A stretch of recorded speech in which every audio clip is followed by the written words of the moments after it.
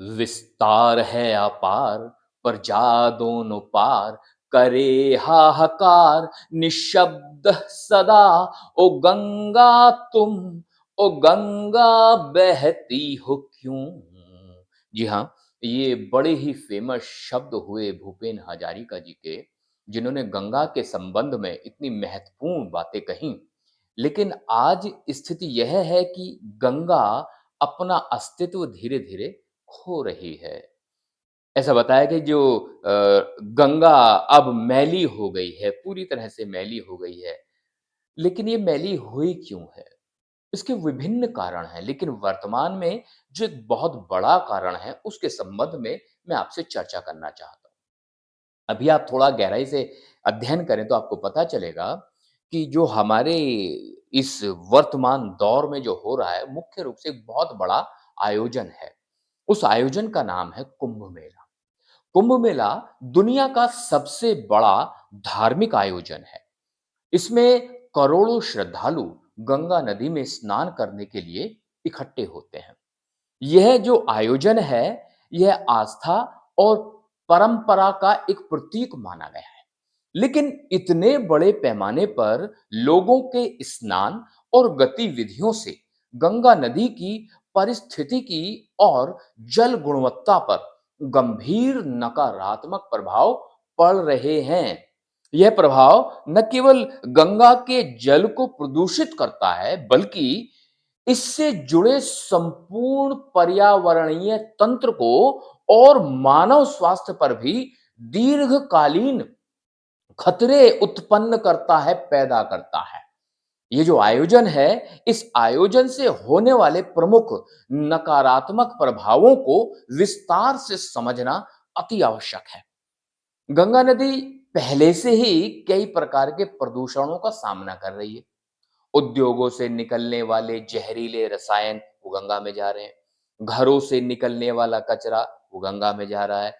कृषि के अपशिष्ट जो हैं वो गंगा में जा रहे हैं। सीवेज से जो मल है वो भी गंगा में जा रहा है, जिसकी वजह से गुणवत्ता तो पहले ही खराब हो चुकी है। अब कुंभ मेले के दौरान करोड़ों लोग इसमें स्नान करेंगे और कर रहे हैं, तो जल में अशुद्धियों की मात्रा और अधिक बढ़ रही है। श्रद्धालु नहाते समय साबुन, तेल, शैम्पू, मल, मूत्र और अन्य रसायनों का त्याग उस पानी में ही कर देते हैं, जिससे गंगा में मौजूद जल जीवों पर प्रतिकूल प्रभाव पड़ रहा है। स्नान के दौरान हजारों टन कार्बनिक और अजैविक कचरा पानी में मिल रहा है, जिससे नदी की स्वाभाविक शुद्धिकरण वाली जो प्रक्रिया होती है, वो बाधित हो रही है। स्नान के अलावा श्रद्धालु लोग गंगा में धार्मिक अनुष्ठानों के तहत इस्तेमाल किए गए फूल, नारियल, कपड़े, अगरबत्ती, राख और अन्य पूजन की जो सामग्री है, वो पानी में ही बहा देते हैं, जिससे पानी में ठोस अपशिष्ट की मात्रा बढ़ रही है, जिससे जल की गुणवत्ता और कहीं अधिक खराब हो रही है। इसके अलावा भारी संख्या में जब लोग अपने मृत परिजनों की अस्थियों अथवा हड्डियों को गंगा में बहाते हैं, जिससे नदी में बैक्टीरिया और अन्य सूक्ष्म जीवों की संख्या बढ़ रही है, जिससे जल जनित बीमारियों के पैदा होने का खतरा बढ़ चुका है और गंगा का जो पानी है वो अब पवित्र बाकी नहीं रह गया है। गंगा नदी की जो स्थिति है, खास तौर पर कुंभ के मेले की वजह से उस गंगा नदी पर बड़ा ही गंभीर प्रभाव पड़ रहा है।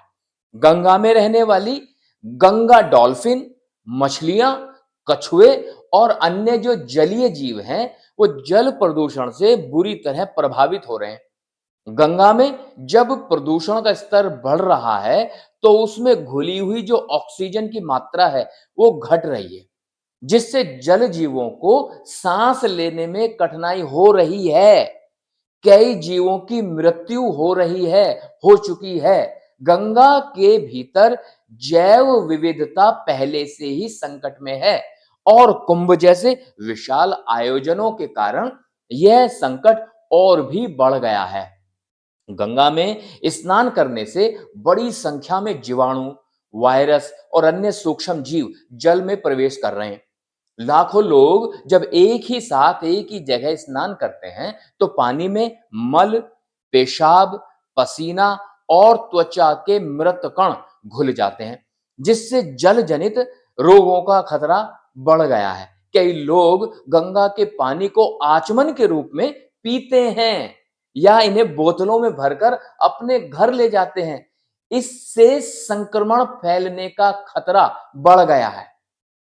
गंगा के पानी में भारी धातुएं और हानिकारक रसायन पहले से ही मौजूद होते हैं, और जब इतने बड़े स्तर पर स्नान किया जाए तो यह तत्व अधिक सघन हो जाते हैं। इससे त्वचा का रोग, पेट की बीमारियां, फंगल इन्फेक्शन और अन्य पानी से होने वाली बीमारियों का खतरा बढ़ गया है। विशेष रूप से बच्चे, बुजुर्ग और कमजोर प्रतिरक्षा प्रणाली वाले जो लोग हैं, इन बीमारियों के प्रति अधिक संवेदनशील हैं और हो रहे हैं। इतनी भारी संख्या में लोगों के एक साथ एक स्थान पर इकट्ठे होने से नदी के किनारों पर कचरे का अंबार लग गया।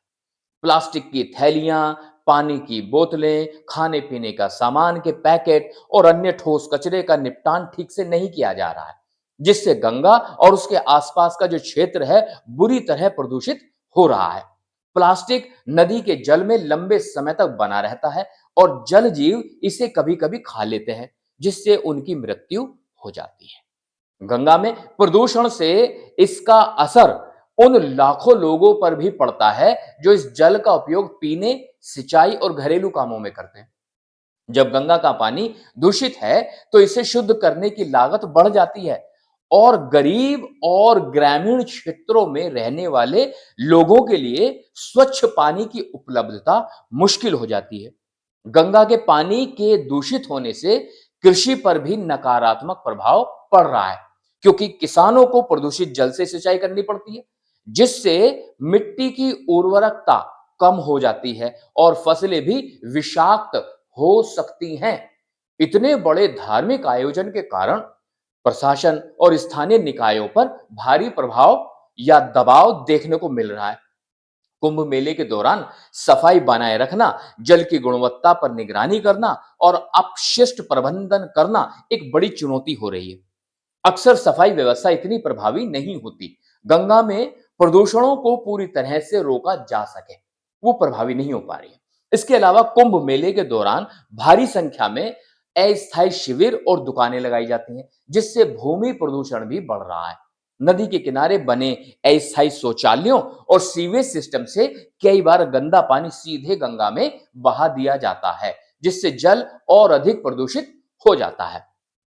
गंगा की पवित्रता और स्वच्छता को बनाए रखने के लिए कुंभ मेले के जैसे जो बड़े आयोजन होते हैं, इनके दौरान हमें सावधानी बरतनी चाहिए। हालांकि सरकार के दावे तो बहुत बड़े-बड़े थे, उन्होंने हजारों करोड़ रुपए गंगा की सफाई के ऊपर खर्च कर दिए, लेकिन फिर भी परिणाम जस के तस रहे हैं। इवन अगर हम देखें तो प्रशासन विभिन्न प्रकार के कचरे और प्लास्टिक के कचरों को नियंत्रण रखने में पूरी तरह से नाकामयाब है। सफाई का अभियान जो विशेष रूप से गंगा की सफाई के लिए किया गया था, वो पूरी तरह से विफल रहा है। तो मैं आपको यहाँ सचेत करना चाहता हूँ कि भारत की इतनी बड़ी नदी और उस नदी को इतनी जबरदस्त तरीके से जो पहले से प्रदूषित है, उसको और प्रदूषित करने का कार्य किया जा रहा है। तो हम लोगों को पर्यावरण के संबंध में गंभीर होकर चिंतन करने की आवश्यकता है।